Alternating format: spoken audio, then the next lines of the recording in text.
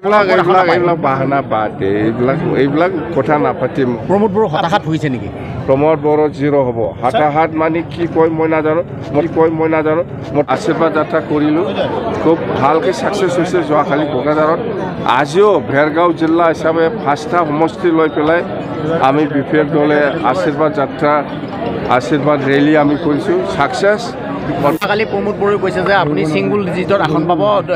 এইবিলাক বাহানা বাদ এইবিলাক কথা নাপাতিম মই। প্ৰমোদ বড়ো আপোনাৰ আয়ু 15 দিন না 20 দিন, আজি 10 যদি 25 তাৰিখত নটিফিকেশ্যন ওলায় তেতিয়াহ'লে 15 দিন মাত্ৰ আছে।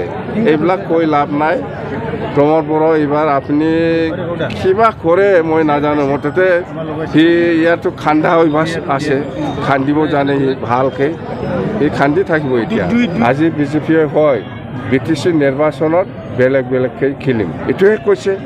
ইয়াত কিয় মাথা নচুৱাব লাগে? UPPলে আপোনালোকৰ চৰকাৰ দিল্লীত আছে এতিয়াও। এই BTC নিৰ্বাচনতহে বেলেগকৈ খেলিম বুলি কৈছে বিজেপিয়ে।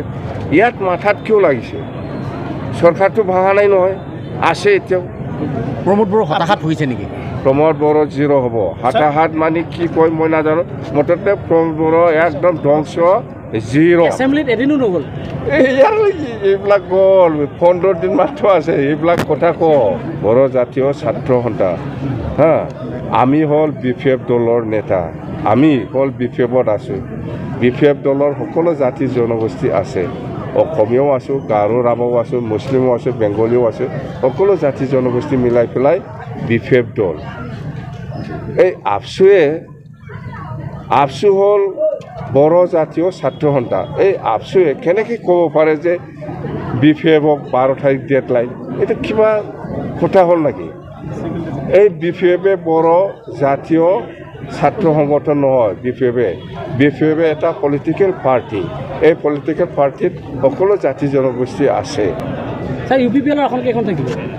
UPPL একটা। শান্তিটো প্ৰমোদ বড়োহে কৰি আছিল। ন বড়োলেণ্ড নৰ্থ-ইষ্ট ডিভাইড আছাম 50-50 এইটো কোনে কৰিছিল? বুজাবুজি হ'ব।